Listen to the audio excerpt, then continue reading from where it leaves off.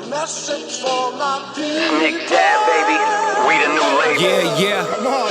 Yeah. Come on, son. Now this the black sheep sticking its home. I need a crib Like I'm Gatsby. I need need it in it. hand. Just understand My pocket's that deep. with nothing to prove. I ain't got nothing to do. When they can't compete and I got nothing to lose. You see, they told me I'm the one that's gonna benefit. Yes, what's good, everybody? Welcome back to Veterans Minimum.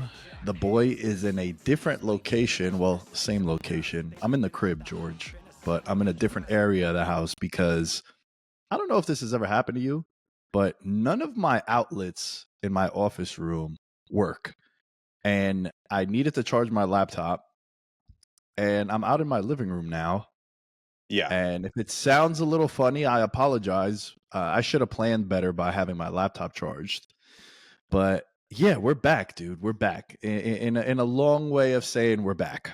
We're back. I need to ask you though, did you like have an outlet that you, or not an outlet, a flipper switch that you flipped on and off in that room? Because sometimes, like my room is super whack. Like if you flick the switches on and off, like it fucks with all the outlets in the room. Yes, I do have that where you need to have the switch up in order for all the outlets to be active. But I did that and it's just not working. So Damn. I don't know what the issue is. We got to maybe call in some maintenance, which is always fun because you know what's great about maintenance, bro? They'll be like, yeah, we're available from 8 to 5. And you're like, can we fucking narrow it down to the nearest hour so I can plan out the rest of my day? I could go and work out. Listen, the summer is coming. I might have some ringworm over there. So if you guys see a little bit of cream, it wasn't an accident. Shit. I thought that was a Watching reflection from the mirror. I was like, wait, what is that? No, dude. Yeah, I got 2 spots. My coaches were like, "What the fuck is on your arm?"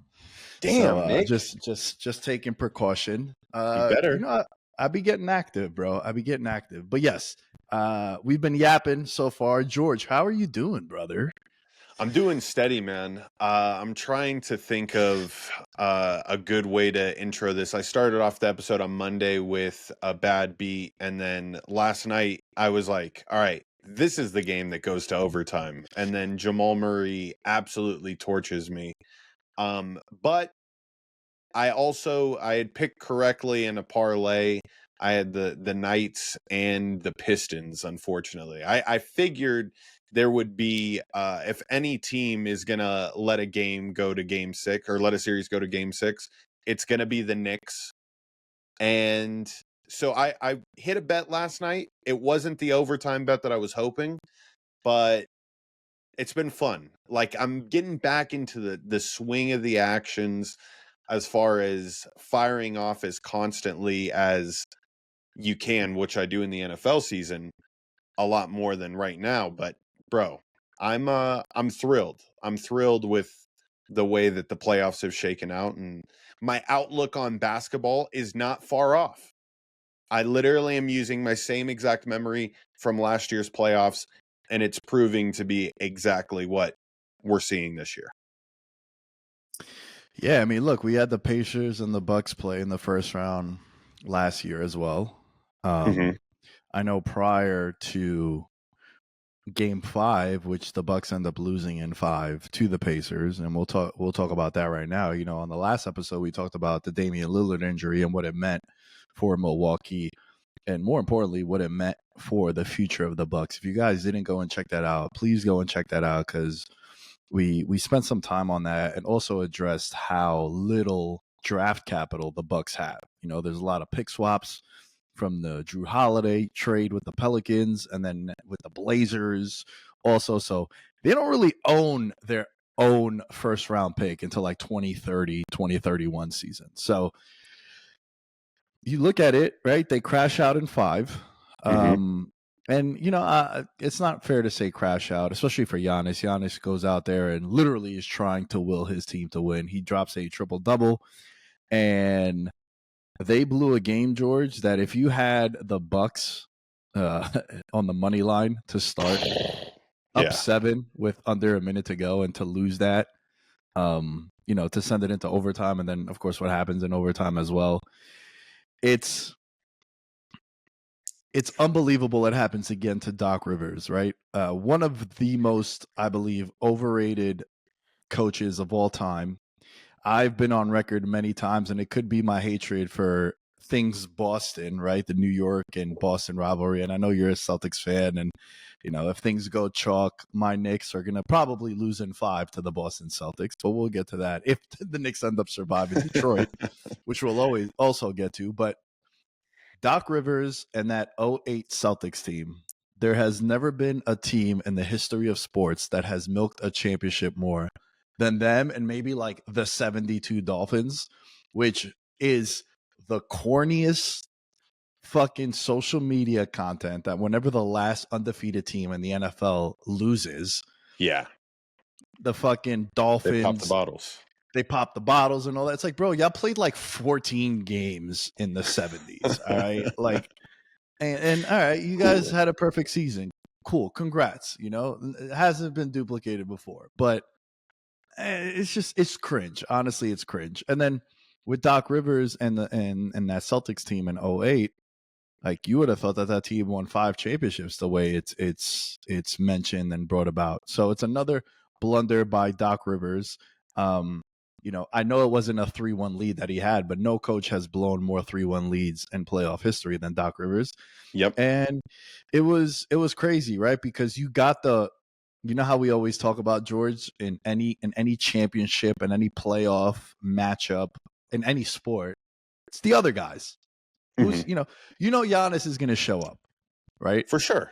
It's Gary Trent had more 30-point games in the playoffs with 5 or more threes than he did in the entire regular season. And he has that monster game, but then everyone's going to remember the sort of fumble out of bounds that he had.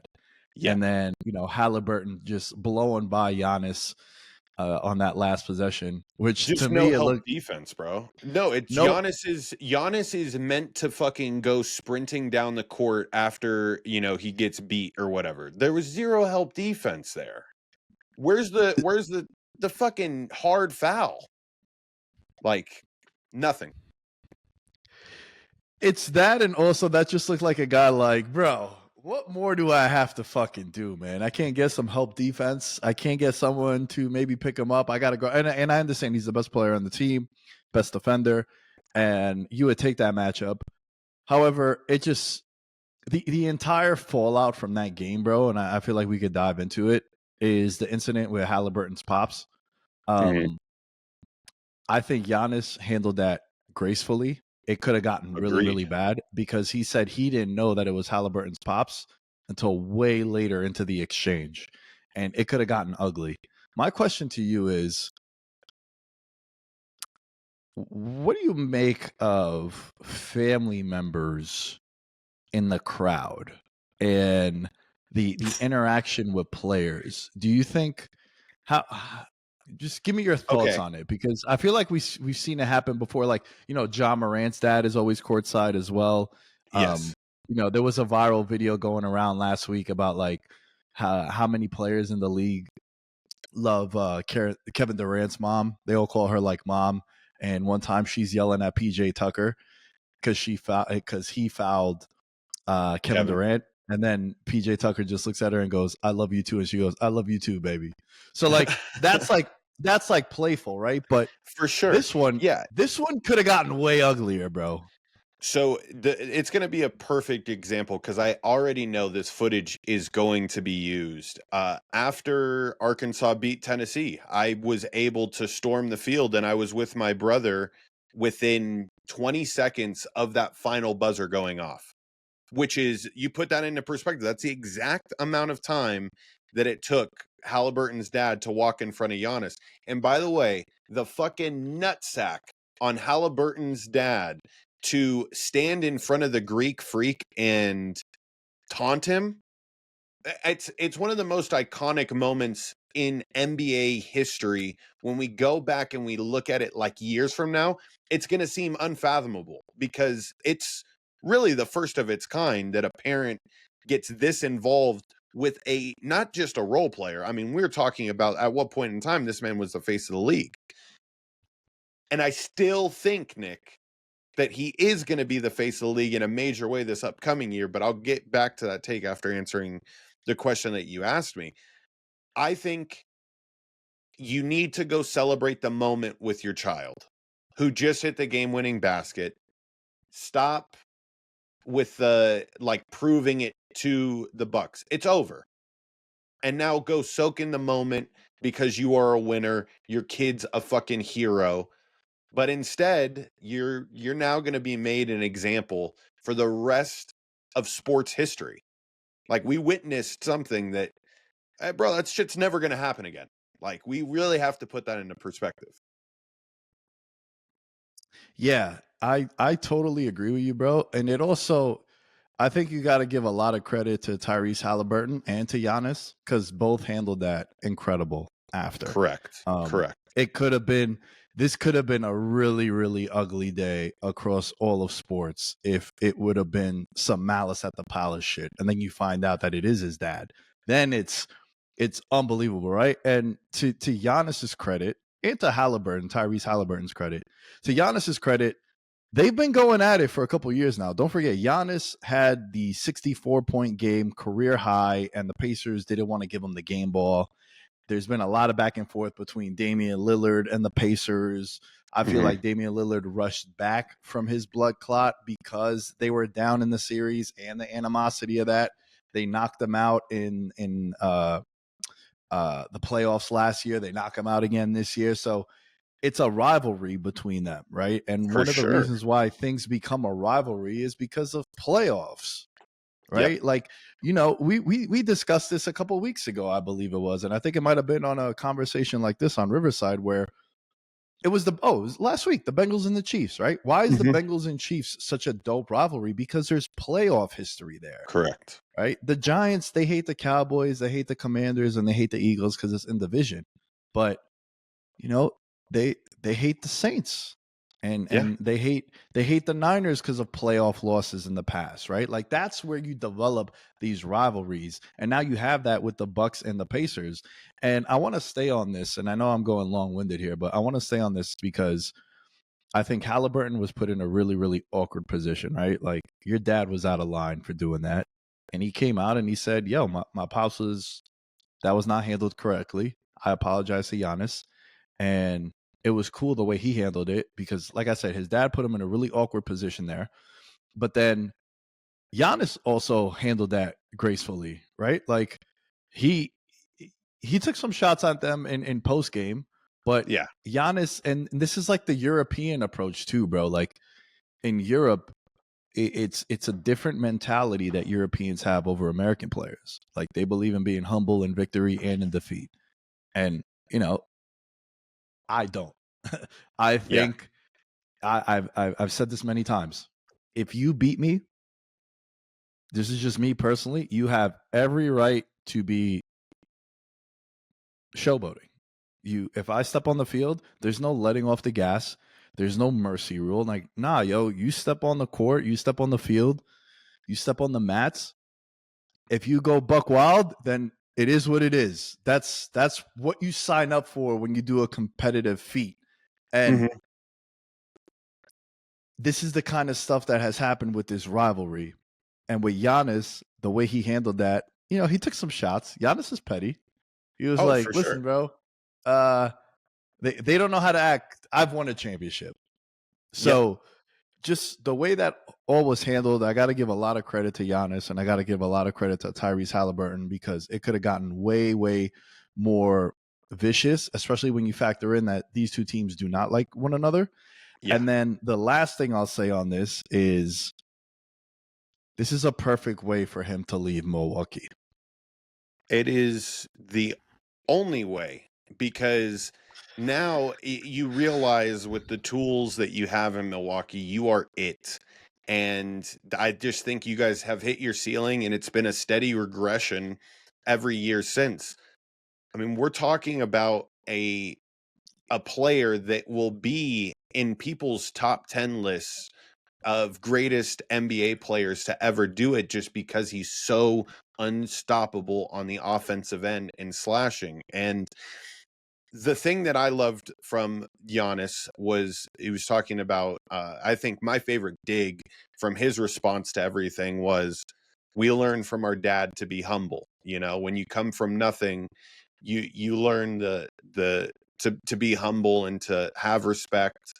And what he did was extremely disrespectful. And you can't process it all fast enough to realize that, like, yes, I am going to be leaving Milwaukee. And now, Nick, he's going to turn into the villain.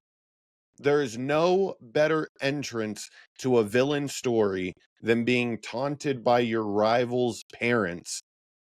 The fucking photo would live in my house forever. Just as motivation every single day that my life changed after this moment.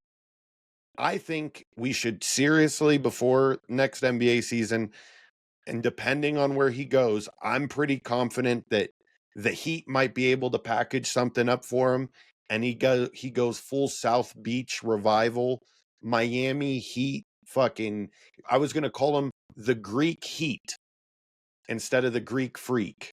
We could make a fucking TV show about it. He's going to be the bad guy now. I think it's enough of nice time. I think his dad's going to come to Giannis. Giannis's dad's going to come to him in a dream, and he's going to say, "Son, enough of being nice. You're fucking him." And we should think about putting Giannis in for MVP next year. I think that's more than enough fuel.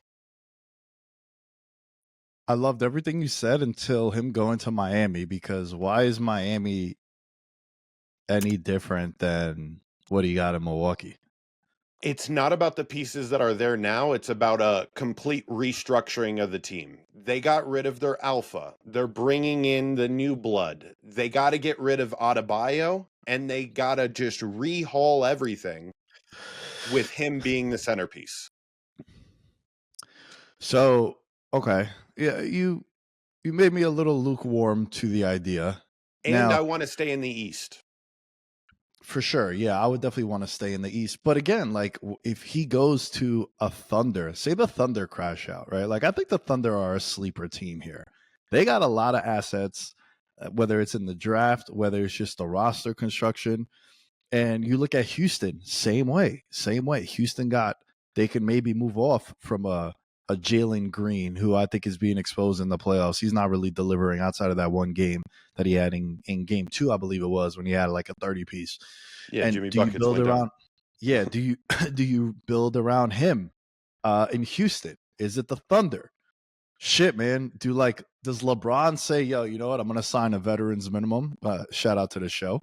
And have him come out to LA, you know, and then you do Luka, Giannis, and LeBron. And then they can have me and you play in the 1 and the 2 position if really needed to. And here's the thing, though, right? Like, I think if you look at, since they won the title, they just haven't been able to, one, stay healthy, and 2, draft players that are going to contribute, right? Tyler Smith, AJ Johnson last year, Chris Livingston out of Kentucky in 2023, Marjan Beauchamp, if I'm saying that correctly, in 2022, Isaiah Todd in 2021. It's just not a lot of pieces, right? And you make the trade for Damian Lillard, and it's just been a nightmare since he left Portland. Like I said, we spoke about that on the Monday show. I think for me, if you're Giannis, you delivered a championship. Unlike LeBron, the first time he left Cleveland, he gave you a decade. And look, you're past 30 now, right? You're not 27 anymore. I think he still has at least 4 to 5 apex years left. Yes. And he could sign one more monster contract, I think, without a doubt. And I think you try to build a new legacy elsewhere. And the Knicks have been floated around. I would like that. Give him Bridges, give him OG, give him everyone but Brunson, I think, is available on the table. Brunson is such a fan favorite, and he's such a big piece for the Knicks. I think everyone else is on the table. You know, I have so many issues with Bridges and OG. We could get into that now. if you Yeah. want. Is there Yeah, anything bro. else you have to say No. from this Bucks? This is my favorite storyline that has now started heading into the NBA offseason is what type of effect is this going to have on Giannis? Because I'm telling you that the numbers are going to be juicy with how good Jokic and Shea are, and he'll fall into that category of being seventh listed player, and he's going to go out and run rampant next year. But on to your Knicks team, because you didn't mention Karl Anthony Towns being somebody that you want to see stay. Yeah, well, here's the thing, right? If you're gonna make a trade for a guy like Giannis, you can't keep everybody. And if you're Milwaukee, you're gonna want some good shit in return, right? You're not gonna like get Mitchell Robinson and fucking Cameron Payne for Giannis. It's not gonna happen because Facts. they could just be like, "Yo, bro, listen, we're gonna just keep you, and you got to deal with it." Right now, here's the thing. The Knicks should be out of the playoffs already. The fact that they're up 3-2 in this series is astonishing. Game 1, I chalk that up to, yo, you know what? Really young team, haven't been there in so long. I was at Circa Stadium Swim with my buddy Robbie. He was in town for WrestleMania, and we were watching it. It was night 1 of Mania, and we took the -7, and then they're down like 15 plus points in the second half. I'm like, yo, if they can win this game, that'd be cool, but there's no way they cover. Talk about a bad beat, right? We were talking about bad beats on Monday. Yeah. If you had the Pistons +7, holy shit, that's a bad beat. So the Knicks end up winning game 1. I chalk that up to inexperience for a young team. Game 2, they win game 2 in MSG. Game 3 happens, and if I remember correctly, I think that's the Josh Hart no call at the end in Knicks game 3 versus Pistons. I think that is the play where Loose ball in the corner. Foul should have gone. Yeah. Loose ball in the corner. And it was funny because it was in game 4. Sorry, it was in game 4 that happens. In game 3, the Knicks win by 2 points. And they steal one because of Jalen Brunson heroics as usual. He bails out the team so much.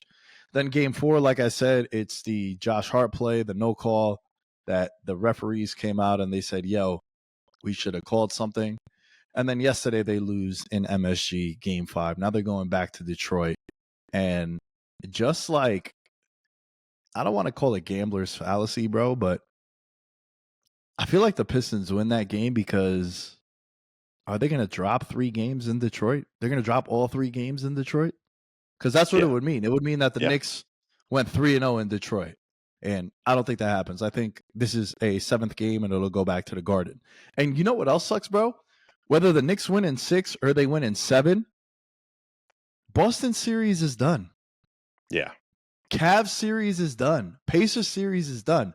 The Knicks are going to have 2-3 days rest before they go into play in the next series. And you're already seeing Brunson feels like he's hobbling on one leg. Yeah. Harden's banged up.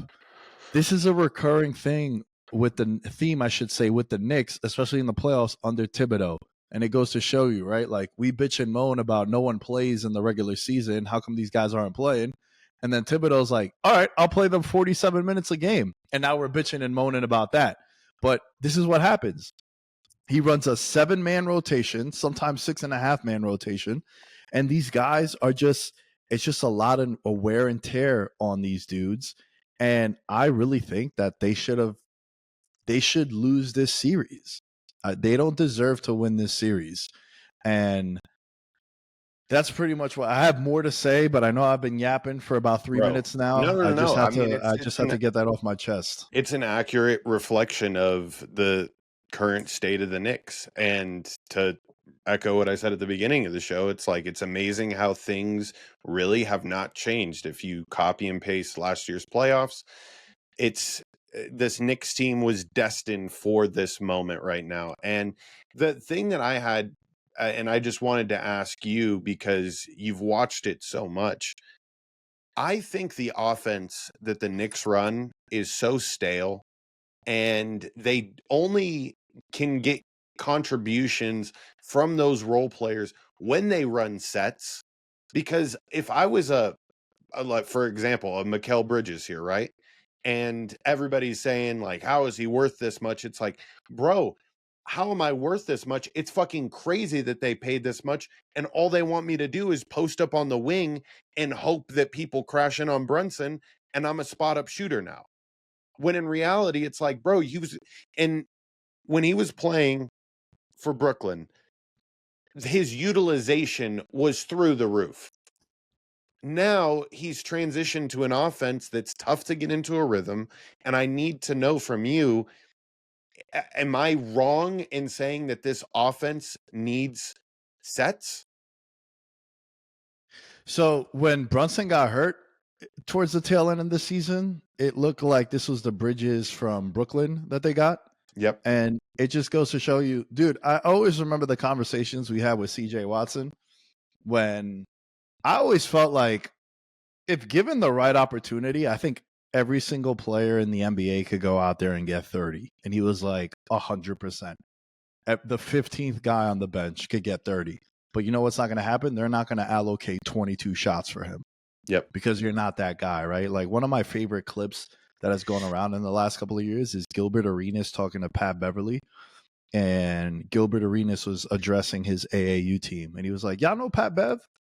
And one of the kids said, yeah, the defensive guy. And Gil was like, I'm glad you said that. I'm glad you said that. Because all y'all think you're going to go to the next level. You're going to go to these D1 schools and you're just going to go out there and drop 25, 30. This dude was averaging 37 in Chicago. Basketball scene in high school in Chicago is like one of the best in the country. And he was dropping 37. And then when he came to the league, he saw his role. He wanted to be a professional NBA player. And for his role, he had to be a 3-and-D guy. And honestly, more so just a defensive lockdown, get in your face. And that's why he had the career that he had over there. And Pat Bev, I believe he said he only had more than 15 once in his career. Right. And this is a guy who was going absolutely crazy in the high school scene. So I say all that because Bridges was showing a lot of promise that you saw when he was on Brooklyn when Brunson went down. The one issue I have with the Knicks, and there was a couple of possessions in that game 5 where it worked out because he made the shot. But, bro, you're talking about Brunson is bringing the ball up, dribbling it down to 3 seconds on the shot clock, and then he hits a bucket. And, like, it's cool when it goes in. It's the same way when, like, Cat hit that 3 in game 4, you're like, oh my God, yes, right? Like a lot of those kind of shots. I don't like it. I don't like it when there's too many guys that I think the Knicks, the starting 5, if utilized correctly, is really, really good. The problem is there is a lot of ball watching and it's very Brunson heavy. It's why he's a fan favorite, but I think it's also one of the reasons why it's holding the team back. Yeah, and that's the crappiest part about it is it's electrifying, but I also just think, bro, and it's the same shit. It's a copycat league in the sense of defensive schemes that are drawn up just to let him do what he does. Like, we'll be willing to take the hit on Brunson fucking running into the ground every single possession on offense because we know that at the end of the day, that's still not an efficient offense. And yet they continue to go back into it. And I remember seeing, down the stretch where the Knicks would run a double screen at the top with Cameron Payne coming around wide open threes. It's like, this is the shit that, and I know I'm not crazy. We grew up on it. Basketball before Curry went nuts was nothing but sets. And now it's spread the floor, isolation, see who crashes. And it's a shame, dude, because teams like the Knicks with just a little bit of that, I feel could be way more powerful. The most alarming thing to me is my buddy, one of my really good friends, Josh. He came out here for my birthday. Josh DeCorda. He's been on the show way back when I was filming in New York. He's a big Pistons fan, right? And he was like, bro, my favorite player on the Knicks is Mikal Bridges because anytime he shoots, he's with us. He's like, he's with us. He's the best player on the Knicks. He's like, no one misses bigger shots than him, especially in this series. And I know it's funny, but it's always interesting to wonder what like other fans think of your players, right? Like it's always like in the NFL, right? If I was a head coach, I feel like on third downs or on fourth downs, I would want to ask like the drunk dude at the bar that's rooting against me, like, yo, what is it you don't want me to do? And then I'm gonna do that's it. Yeah. Yeah. and that's how you do it, right? So like he's saying, dude, give me all the Bridges looks. Give me all the Bridges down the stretch. And five first round picks, Bogdanovich, a pick swap, and a second round pick went to the Nets. And I think, George, this set back the rebuild. Because remember, they had acquired Karl Anthony Towns in the trade. Well, this trade came first, right? But they did this to reunite all the Villanova guys. And I don't like him and OG. They're these really good defenders. And like, why is Cade Cunningham? And I get it. Cade Cunningham is a unbelievable guard, breakout guard this year. He finally showed the number one pick. He validated that for what the Pistons did a couple years ago. But bro, sometimes it just takes a while for you to get acclimated and get really comfortable. And you know what? They actually built a pretty good team. Like Duran is becoming a fucking baller in front of our eyes. And the other Thompson brother, he had a monster game in game 5. He had over 20, I think 22 points in that game. Right. So these guys can't defend anyone on the wing. And it's like, bro, you're these like defensive guys, you know, do we need to have all the baddies courtside in MSG? Do we not have the bitches courtside? I'm hanging out with Cameron too much by dropping the B word, but like we need the baddies courtside, bro. We need OG to turn into Kawhi of 2019. And it's just not happening. And I think Bridges kind of set the franchise back with this move because now you're looking at it like, yeah, I'm going to have to give up a Bridges, a OG, or a Towns. Like 2 of those 3 are going if you're going to get a Giannis. For sure. Yeah, no, hey, bro, open the floodgates. I mean, you're like I'm saying, he will have a fucking MVP season next year. But I agree with you on the way that Mikal Bridges really has kind of thrown a wrench in things, bro. And it's so much. And you could tell New York fans and the sentiment of their groans when he fucking turned the ball over in game 5. And you just heard everybody in MSG go, oh, and I already could hear the motherfucker, man. Like everybody is fed up with his shit. And it's just a bad spot. It's going to be like a fever dream. Maybe one day we'll get a chance to bring Mikal Bridges on and just be like, hey, did it feel fucking crazy the way that you were worth as much as you were worth and the way you were utilized? I think he'll agree. Yeah, and it always happens whenever a player leaves the team. That's when like the truth comes out. Even GMs, you know, a GM is going to get fired over the next like year or so, and they're going to be like, "Bro, you know what they were telling us about Shedeur Sanders?"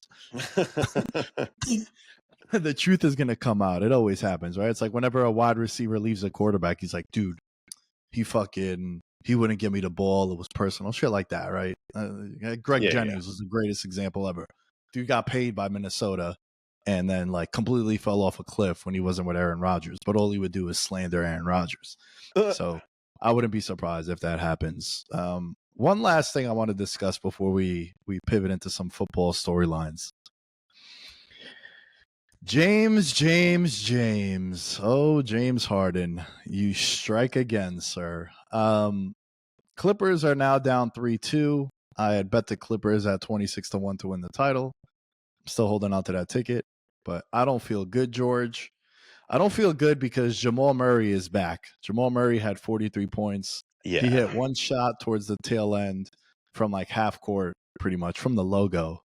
And I was watching the game with Cameron, Mason, and the crew over at It Is What It Is. And I was like, you know what that shot was? That shot was y'all must have forgot. Y'all must have forgot what I do when I'm healthy. And I coined it a couple years ago when I was doing the show with my buddy Impy. I said there is not a player. I called it the Jamal Murray effect. And And there's guys across all sports that if you watch them on one particular night, you're like, holy shit, he's first team All NBA. He's an All Pro. But then there'll be other times you're watching him and you'll be like, God damn, they're going to give this guy $240 million and it's going to fuck the whole team up. Yesterday was one of those, y'all must have forgot what I be doing. This is what I could do. And if they could get that from him, bro, obviously 43 is ridiculous. But I'm saying if they could get the 20 plus and then it opens up, because he's the only guy on the team that could create his own shot outside of Jokic. Correct. If that could happen, bro, the Nuggets are back. The Nuggets are really fucking back. Yeah. I mean, the arena almost erupted last night when that 3 went in. And I think the thing that they can't do now is get too Jamal Murray focused. And I've seen this in past times when Jamal Murray gets hot, then we're expecting this. This is a key spot to fucking hit Murray unders in this next game. It's just going to be too much. It's going to be a force feeding effect. And I'm going to say this, for as good of a defensive team as I feel the Clippers are, this one stung. And I think there's going to be a concerted effort to really stop and slow Murray down this next game. Aside from all that, I agree with you. There's nobody else on this team that creates their own shots. And I just remember when I was traveling back from, New York, and I was watching him fucking cook in the playoffs like 2 years ago on my laptop, and just being like, this is a person that I hope history doesn't forget. He falls into that category of, we're going to tell our kids about Jamal Murray, and no jerseys, no Jamal Murray jerseys you're going to see around, but we're going to be propping up this tale of he's Canadian, yes? Yes. This Canadian stud with the chest hair. He's the only player that really in the NBA rocks the chest hair, and he's a man of the people, I feel. So I'm a fan. I told you at the beginning, this series is going 7. So I think this next game is the regression to the mean game, and it's going to be a Kawhi fadeaway in the corner to send you into the next round, Nick. There'll be nothing bigger than a Kawhi Leonard game-winning shot to course correct your ticket. Your 36 to 1? 26. 26 to 1 for them to win the title. Yeah, I mean, listen, they didn't even get the crazy Jokic game, Mm-hmm.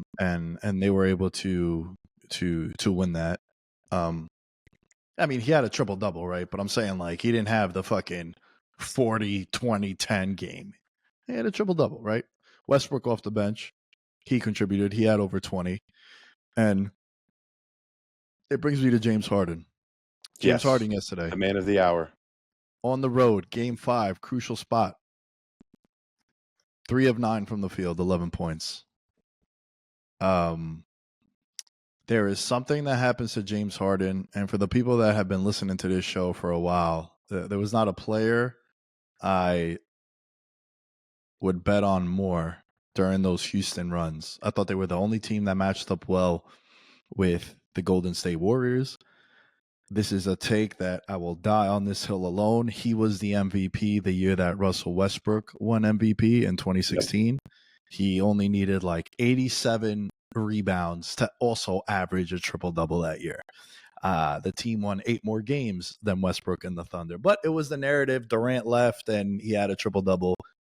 In the following seasons after that, Westbrook averaged triple-doubles and he went lower and lower and lower on the MVP vote.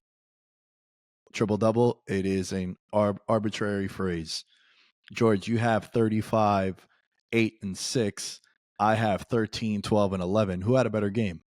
I did because I have a triple-double, right? No, you did, bro. So it's like we just came up with this phrase, the triple-double, and that just trumps everything else, right? And I don't agree with that. Am I bitter? Am I salty? Yes. Anyway, James Harden. Yet another moment in time in the playoffs when your team needed you and you're shooting tour date numbers. The amount of times that he has had big games that then get followed up by back-to-back duds, it is unbelievable. At home with a 3-2 lead against the Celtics, James Harden did his part, had 13 points on 16 shot attempts when he was with the 76ers. And then if you go back to Game 6 versus the Heat in 2022 in the second round, he had 11 points on 9 shot attempts. If you go back to his time when they played the Spurs in the second round, elimination game, he just completely disappeared. 10 points in an elimination game, and you're the guy, you're the alpha, you're an MVP candidate. Again, he has 20 points on 17 shots, 3 of 17 from the field against the Spurs in the second round in Game 2 in 2017. Like, this guy just, if you go back to his time with the Thunder, that Game 3 and 4, he had single digits. He just continues in big spots. He just can't get the job done. And in the past, it was even worse because he was Batman. Here, he doesn't need to be Batman because they got Kawhi. Yeah. But you got to contribute something, man. I don't know what it is, but this dude in the playoffs is just not a guy that steps up. And you know, he had that one moment with the Nets where he had a monster game where I believe it was either KD or Kyrie was out, but then it went back to the regular shit with him come playoff time. So I don't know, man. I don't know what it is about him in these crucial spots where it's like, yo, Yeah. James, we need you tonight. And he says, yo, I got you. You know he ain't got you. That's what it turns out to be. Yeah, I mean, I think this it goes to show what the playoffs can do in creating these narratives. And when you don't live up to the hype, he definitely has heard about it, bro. He is familiar with coming up short here in these big time moments. And that shit weighs on a player. Mentally, it would have to eat you alive to know that, you know, you've done this. I mean, at this point in time in his career, well over 5 million shots have been taken by him. You just need these to fall in at a half a clip that you are supposed to hit him, and he's fucking plagued. I think he also was, at least from what I was seeing last night and the way that they were structuring their defense, like, he was getting physical with Jokic. And so, at least on the defensive end, if you're taking up that burden, does it allow you to have a less of an offensive night? No. I mean, if you want to be one of the greats, you got to step up. So you nailed that take perfectly. He shows up again. Maybe it's the beard, bro. Maybe it's the beard. Maybe we need just a complete James Harden change up, and he'll feel different. It'll be a different playoff Harden. Bro, just look at some of these games, right? Game 6 against Houston. Sorry, with Houston against Golden State. 9 for 28 from the field, 4 of 16 from 3. Loss. They play Portland. He goes 8 of 28, 3 of 14 from 3. They lose. When he played the Thunder, a loss. 12 of 27, 3 of 13 from the field. He gets a 11 of 25, 6 of 15 from 3 against Golden State. These are tour dates. These are fucking tour dates that he's shooting. If you continue to just look at it, you know, there's another one right here. It just my laptop just refreshed. 4 of 14, 4 of 14, 3 of 14. The one other 3 of 14s from 3 came in a win, but you know, 2 of 13.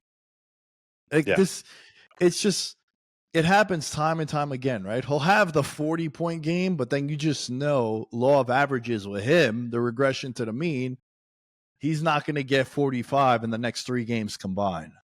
And that's just what he does in the playoffs. There's just certain guys where this is why people hear but they don't listen with my Jalen Hurts take. This is a reason why. Bro, Jalen Hurts in big spots always fucking delivers. Give me that over Justin Herbert in the regular season. Give me that. Give me a guy where, bro, Justin Herbert in the playoffs is abysmal.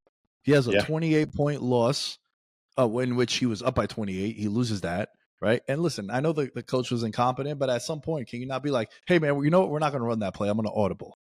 Right? Yeah. I have – it's the same shit I always get on with Matt Ryan with the Falcons Super Bowl. It's like, bro, we're not hey, coach, we're not passing. We're going to run the ball here. Let's burn some clock, right? Like they did this thing at the start of the fourth quarter.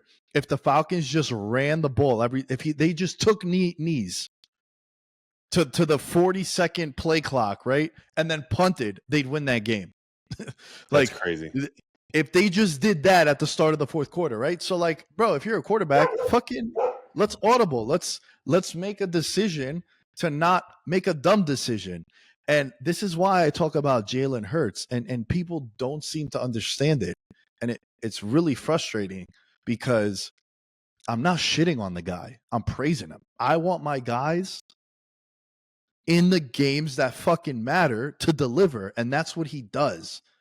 I don't like him in the regular season, bro. I don't like him in the regular. But come playoff time, in a big spot, we're taking him. It's him and Mahomes. I know Mahomes had a shitty game in the Super Bowl. Awful. All-time bad.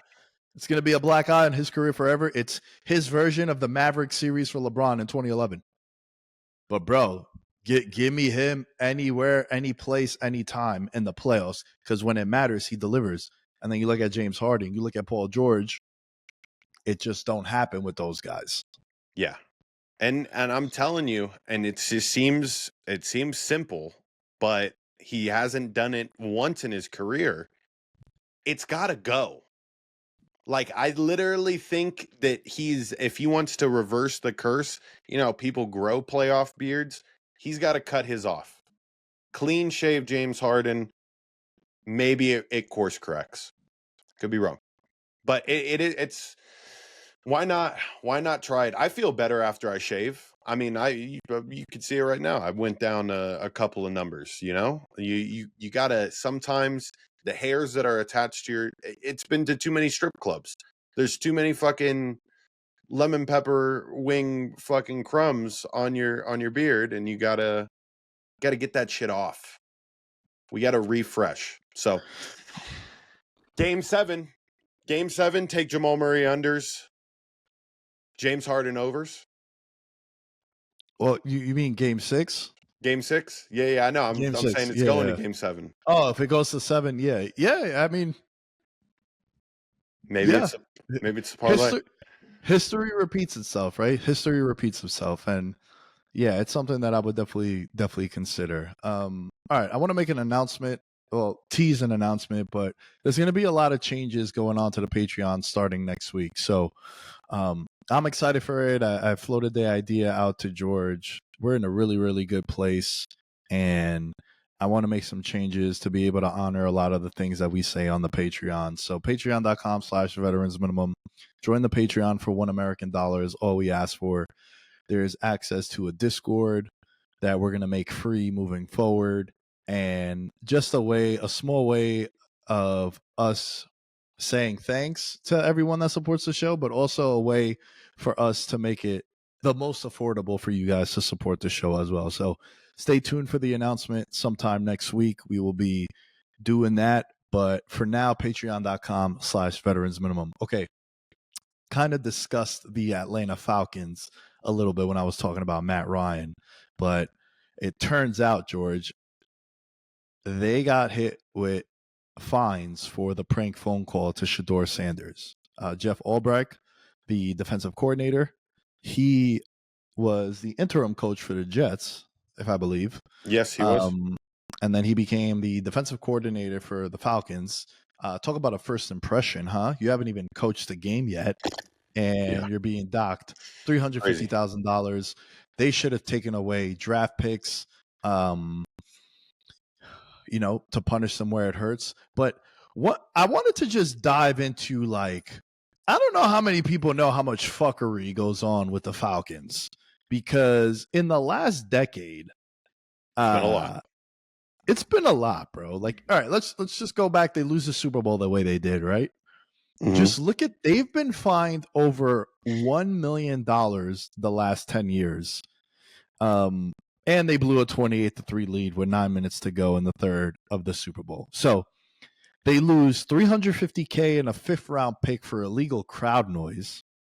Yep. They lose $250K and a 5th round pick for tampering with Kirk Cousins, which, holy shit, does that look even worse now. $250K and $100K to the defensive coordinator for the prank call. $75,000 to the organization and to the head coach for an invalid injury report. Remember last year, bro, we had spoke about it. Bijan Robinson got like 1 carry, nowhere near the injury report. And we were talking about it as a betting show. We're like, hey, man, you can't do that. That's you illegal. Can't do that. The injury report was literally created for the sports books, because if it wasn't, why the fuck would I let you know that I'm not playing this weekend or my star quarterback isn't playing? Let it be a surprise on the field. Like, oh my God, we were so nervous. We're going to play Jalen Hurts in this big spot. Shit. Wait, he's not playing? Let's go. Oh, now we're caught by surprise, right? So That's why the injury report was created. So you have that. And then, like I said, you have the prank call, right? So there's been a lot of fuckery with the Atlanta Falcons. They pay Kirk Cousins, and then they draft Michael Penix. It's just been a lot of shit with this organization. Do you feel like this penalty is justified? And what the fuck is happening in the ATL? I think what the fuck's happening in the ATL is some curse, bro. There's something in the curse realm that has screwed this franchise. And like you said, it started with the Super Bowl, but I think even beyond that, they've always... I think the rivalry between the Saints and the Falcons, you're familiar with. We've had on Alan Stark, right? He's a big Falcons guy, and he's broken down the rivalry to you. And I think the Falcons want to be the Saints so bad, but they're like the discount version of the Saints. Hear me out when I say this. New Orleans has the swagger, and I've been to a game in Atlanta where they play New Orleans, and you could just feel like they're trying to match it, but it's not the right energy. And I know this is talking in a cultural sense, but the crowd noise is something that we want to be like the Superdome, doing some dumb shit like that, right? The injury report violation, I just think now there's a huge disconnect between Mostert and the front office. Like, I really don't think there's a good mesh there, but the Rooneys that have built this fucking empire, they're like one of those names that we're going to still hear 10 years from now. And there's no bad rumors written about them, but it's just like you've aged out. You enter that Cowboys territory where we want a new regime, we want a new flavor. And then you have some crazy shit happen like this with a prank call. It's kind of fucked, bro. This team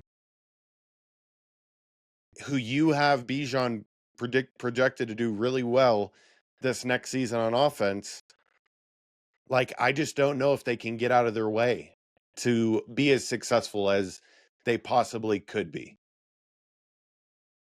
So yeah, just real quick, what did you mean by the Rooneys? Where did the Rooneys come into play? Rooney. No, not Rooney. Who Arthur the fuck's Blank? known? Yes. Okay. You AMB. threw me off first. Yeah. You threw me off. No. You're good. You're good. Because I was loving what you were saying, but with the Rooneys, I was like, is he talking about the Rooney Rule, that it was going to live on forever kind of thing? So I just wanted to make sure we were all on the same page with that. No. But bro, yeah, you're right? Like, honestly, dude, I love the player and the projections that I have for Bijan Robinson. Like, I'm taking him number 1 in fantasy next year, but they could also go 6-11. And then he's not going to win Offensive Player of the Year, which is very likely also. So I'm a little nervous about that because, the boy has a reputation now, a three-time offensive player of the year champion you're talking to right now. So like, there's a lot of pressure on this to continue to make sure 100%. at least that our guy is a finalist, right? They need to Fact. be in the top 3, and ideally the bar is set so high we want them to win. So yeah, absolutely, dude. It's definitely something that makes me very, very nervous. But is this going to be something where like Michael Penix and Morris, this is a new regime, and this is something that we'll be able to build off of? And now you're looking at Atlanta as like, well, it's not the same old Falcons. But then you have something like this go down, and you're like, what is going on, dude? What is going on? And it's frustrating, man. And you know, to go back to the Bijan Robinson thing that happened last year, right? It was a game during the regular season. The game was on the early window. It was 10 a.m. Pacific, 1 p.m. Eastern time. It wasn't a primetime game. And Bijan Robinson ends up playing just like one snap or gets one touch. And then they're like, oh, he was injured. They're like, well, he wasn't on the injury report. And then remember what happened earlier this year on the Monday Night Football game when Jordan Mason goes out there and fucking runs wild against the Jets on Monday Night Football. And McCaffrey gets ruled out fucking 40 minutes before the game. Jordan Mason, is being interviewed after the game by whoever does ESPN, not Michelle Tafoya, she's NBC, but like they go, oh my God, when did you know that you were going to get this opportunity? And he goes, oh, Friday. And then fucking shitstorm, right? Like, dude, y'all knew about this and didn't tell us. Yep. And then it goes into tampering. Did family members of the Niners know about this? Like, bro, betting is so popular. Let's not be naive. We've talked about this shit all the time. We're going to give you the truth here on VM. The reason why the NFL is so fucking popular, betting in fantasy football, is like, if a pie of pizza, bro, is 8 slices, it's 5 out of 8 is the betting in the fantasy. Right? Let's not get crazy. And of course, there's the one time a week, more urgency, more star power there in a sense. Primetime games, there's a lot of that too. But I'm biased. But yep. I think I'm pretty subjective with a lot of my takes. It's the betting in the fantasy. So when you do that stuff, you're in bed with all these sports books. They're going to be pissed off when you fucking withhold information. So it's not something to breeze at when so much money is on the table and then guys are just not playing. So that's why I like the Bijan Robinson thing, the Christian McCaffrey thing, and then you factor in all the other fuckery that's been happening with the Falcons. They should have also been docked a draft pick. And we got to see what happens now, man. We got to see what happens now with the Falcons organization, because you're starting off with a red flag. Yeah, I mean, this is it's so funny the way that we're all learning about the database and shit, because the prank calls and shit have been happening even in past years. Like it's a pretty familiar subject, but now that it happened to Shedeur and it gets a little more publicized, like, and especially with who it was, like it means more. And the reason why I'm making it seem like personal to me is because I have no clue how this football agent who was trying to contact my brother got my grandma's phone number and my phone number and put us in a group chat. Mind you, my grandma's been dead for 4 years now. It's nuts, and how the information is disseminated and how not so private our private life seems. And yeah, I mean, this is just a kid who fucked up. Think about somebody who wants to do something criminally bad or like, abuse it at a higher power. I don't know how you would go about doing that. Like, this was pretty fucking terrible. It was tough to watch. Like, I don't know if did you watch the full video? Of what? The Shedeur, the prank call? Oh, yeah, I did. And also, like, dude, Abdul Carter came out and said that he got prank called. Also, Kyle McCord, Syracuse quarterback, he got prank called. And the thing that is really frustrating, and I think one of the reasons why they hit Jeff Albrecht and his family and the organization over the head is because why does your kid have access to this, right? Like, you have players' numbers because of the interview process, the relationship that you have in the draft, and there's a trust. Like, bro, you know what a big pet peeve of mine is, dude? Don't fucking give my number out without asking me. Dude, you know who does that shit a lot, bro? My dad.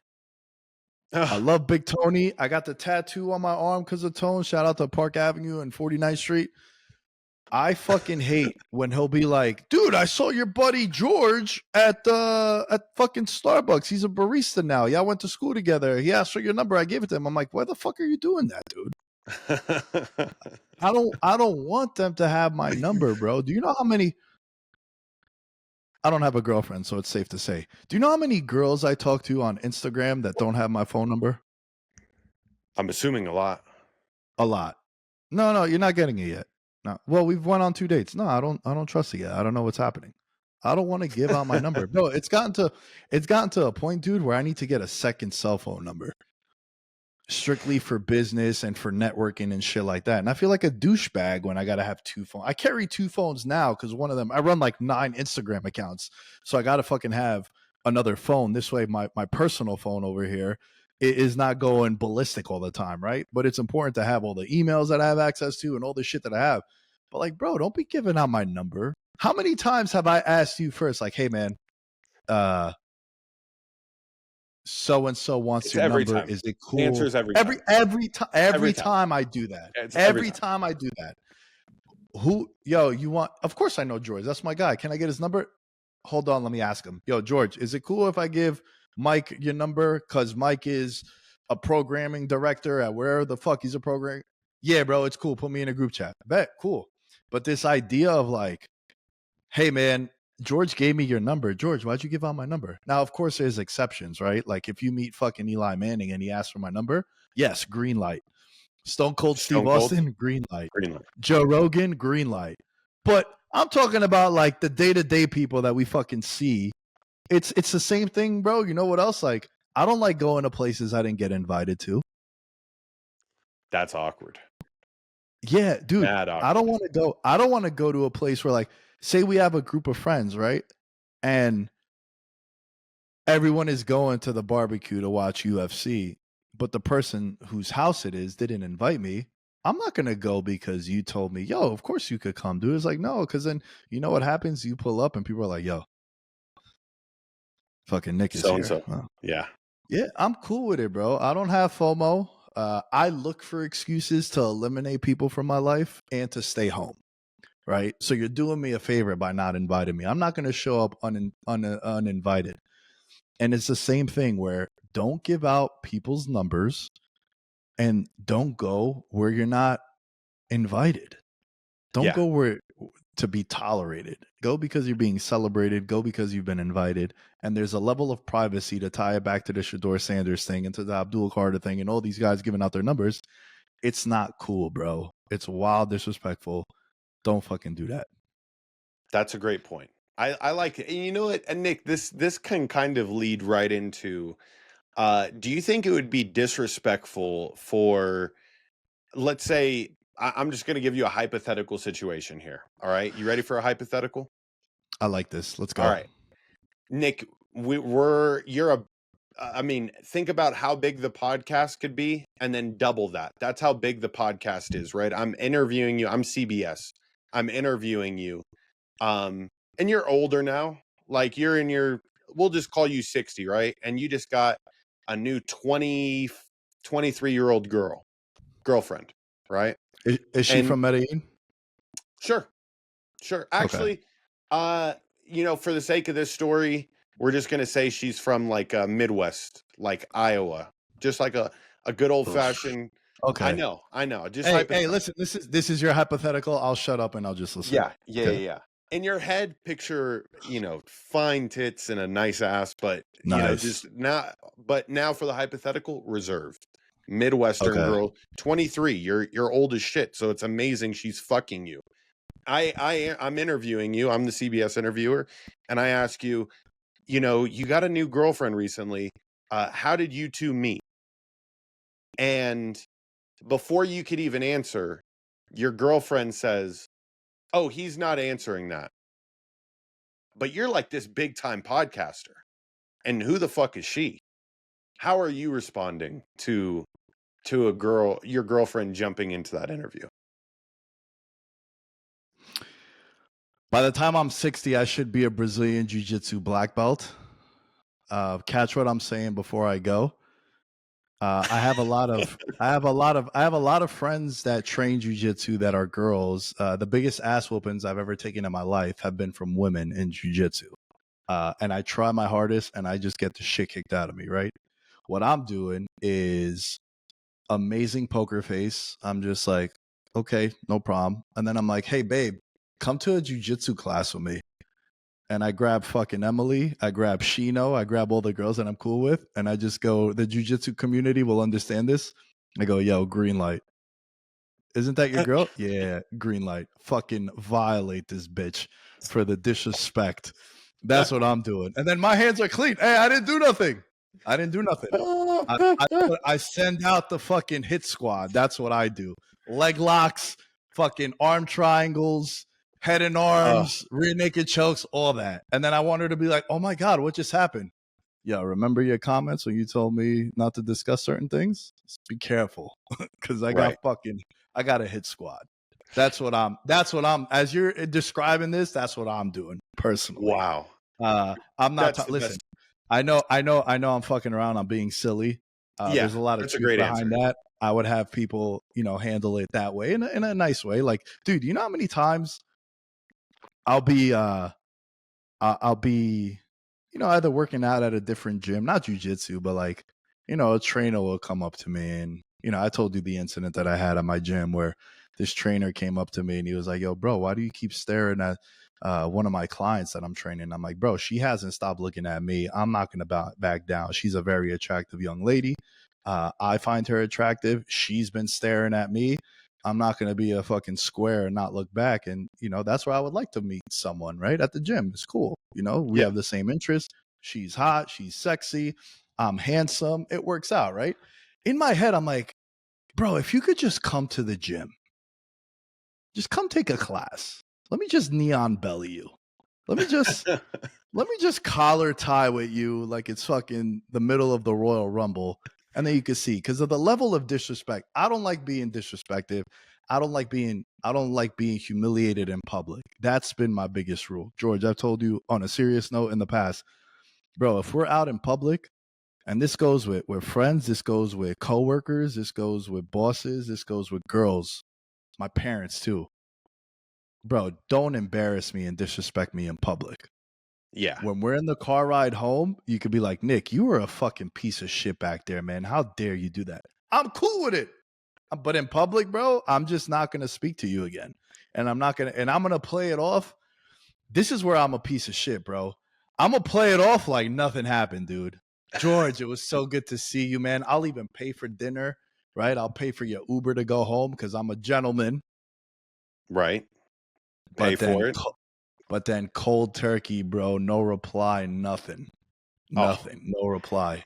So this hypothetical was 100% centered around a recent CBS interview with Bill Belichick and his new young girlfriend. And I don't think we have ever done a hypothetical that played so perfectly before. So I'm glad it worked out that way, because your response, Nick, I would like to think isn't too far off of the way Bill Belichick probably handled that behind closed doors. However, now the fucking rumor mill is spinning.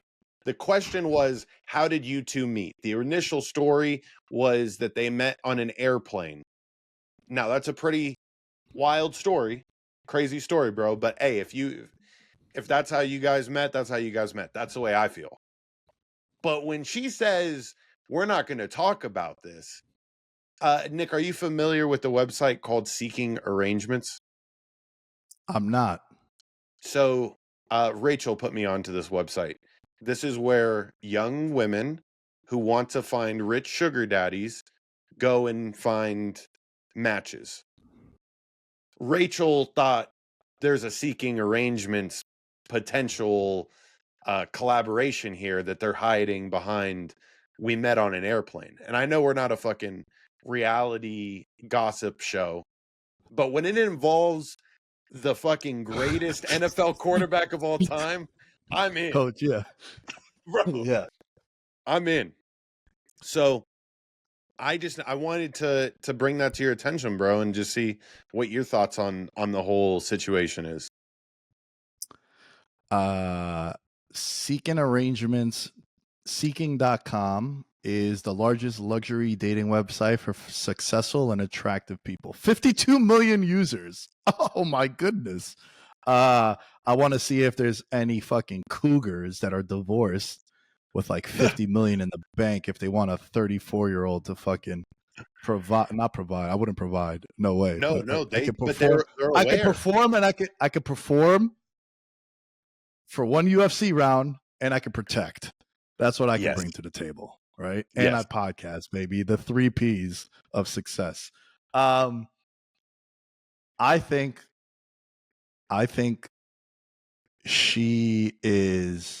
there is a part of her that is embarrassed to be with him. Because it's a fucking 50-year age gap. Listen, bro, I'm 34 years old. I have trouble sometimes when I whether I'm at the gym or whether it's at jujitsu or wherever it might be. Girls coming by the studio and they're like, "Oh, I'm in college. I'm 20 or I'm 22." And I'm like, "Oh my goodness." It's allowed. It's not illegal.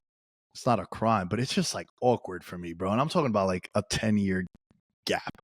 50 is crazy, dude. Yeah. 50 is fucking wild, right? So I think there's a part of her that's embarrassed. I think that there is a part of her that is chasing the money. Because I don't believe you fall in love with someone with that kind of age gap. I do not. I'm not buying it. I'll never buy it. I think it's strictly financial. And I think that she wants to try to protect that as much as possible. And I also think, based on some of the photos you see of them too, she fucking puts it on him, bro. He's not signing a prenup.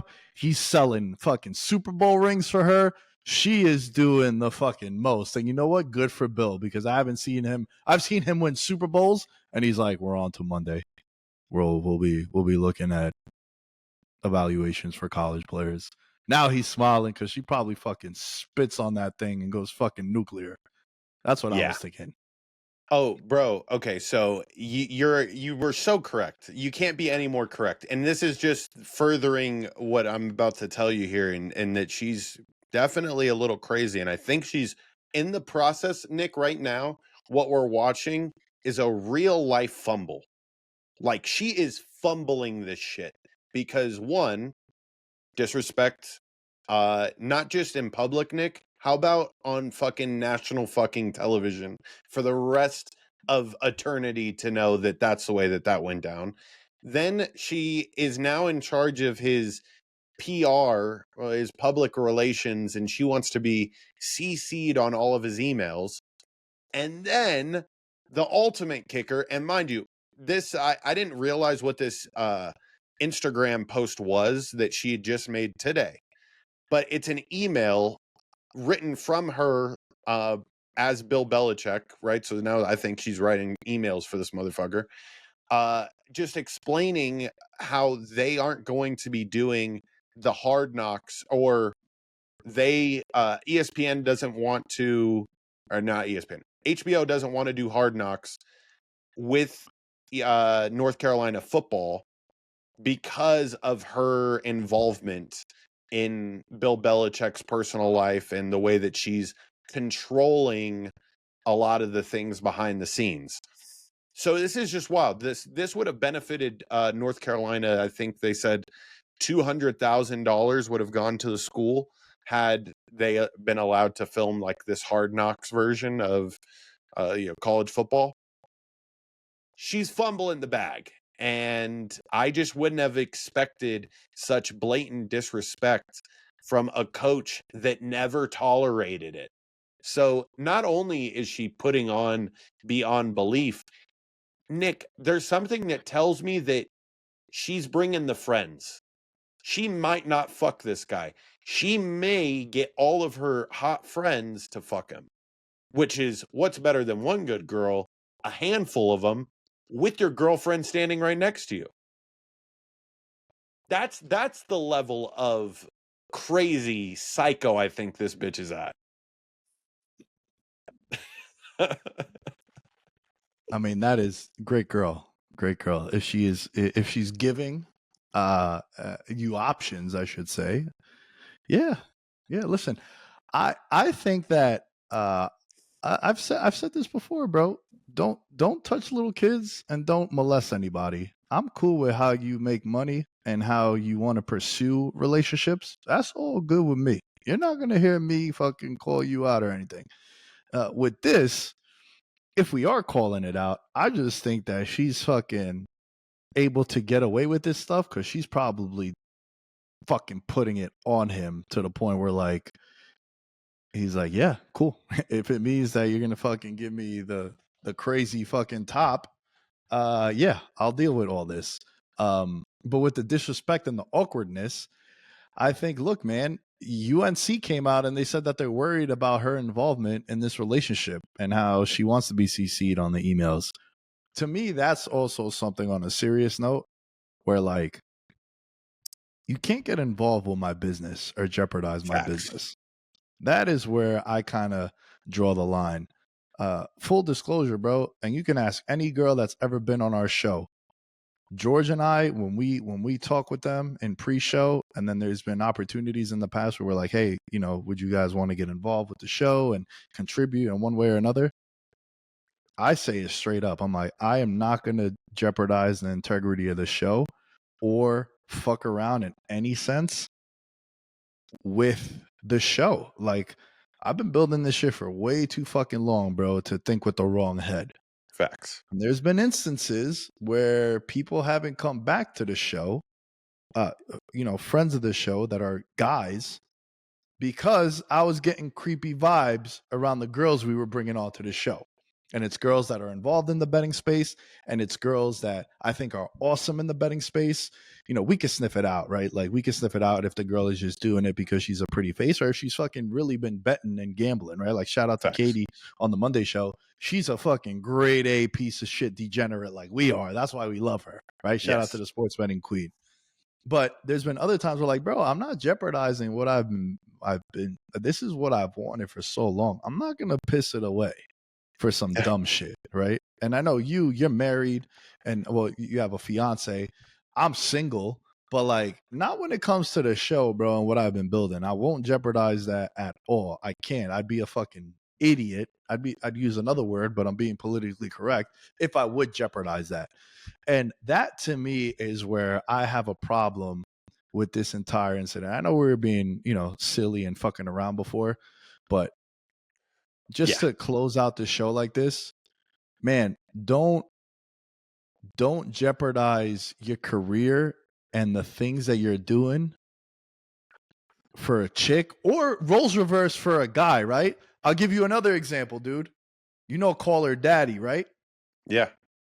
All right. There used to be another girl on there, Sophia Franklin.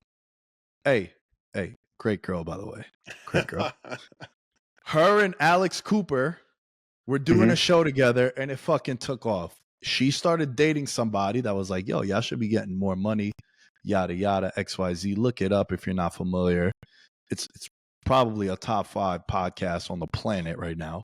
Sophia went on and did her own thing after. She's no longer with this guy. I believe in the Call Her Daddy community, he's called the Suit Man or Suit Guy. She's doing well, but she ain't doing Alex Cooper well, who signed, I think, her third fucking $50+ million contract, right? So would you rather be a broke boss or a rich teammate? And I say all that because she jeopardized her future for a fling or for romance, right? Dude, I have said this many times in the past where like I have friends that might be in relationships and like I'm like, bro, you gotta take the offer. I was talking to someone before I left New York and it was like the early stages, but I was like, bro, there's no way I'm not going to Vegas with this opportunity. Like there's no way. Because all right, I'm head over heels with you, right? But what happens if we break up 2 weeks after? Yeah. Am I gonna call Jeremiah and be like, yo, bro, I changed my mind, dude. I want to come. Well, nah, we found fucking Austin. Austin is here now, bro. You just dropped the ball. And that's when people get depressed and get real anxiety and feel fucking suicidal and start spiraling. So to me, if you're going to jeopardize business for pleasure, you are a fucking idiot. Agreed.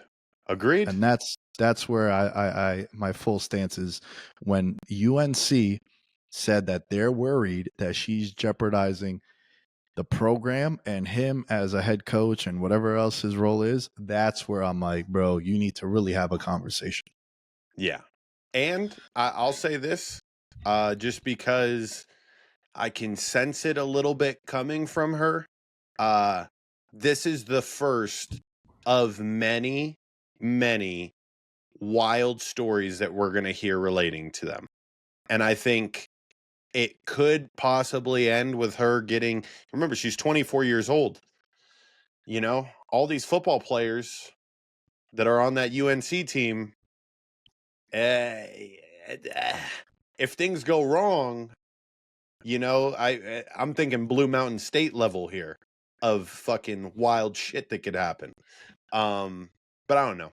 That's just me spitballing. We'll keep people posted on this. Does this excite you about college football? Yeah, I know you're normally excited about it now because double nickels, but this storyline, this is college football, baby. This is college football. I'm definitely intrigued. Sex, drugs, and fucking betting. I'm in. Even though I've never done any drugs, I'm in though. Like a little. I'm a fan of chaos. So yeah, let us know what you guys think. This was fun, man. This was fun. Yeah. Every time we're about to record on these riversides, I'm always like, yo, we'll keep it to 40 minutes. We've been going for 80 minutes. And it's good. It's a good banter. It's a good conversation. Follow us on all social media outlets at Veterans Minimum. Monday, we're going to announce a big announcement for the future of the Patreon. So we're excited. And we're going to have a special guest on the show as well. And yeah, I'm looking forward to that. Check out the Monday show with Sports Betting Queen if you guys haven't. And join the Discord, yo. Discord links are in every episode. Subscribe, rate, review, share, follow us everywhere at Veterans Minimum. George, where can they find you? If you can find me, you win. That's the game that you got to play. If you can find me, you win.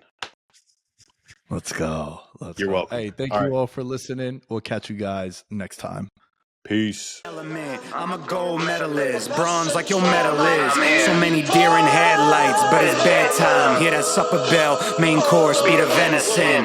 Dab. Most dangerous game. Either kill or be killed.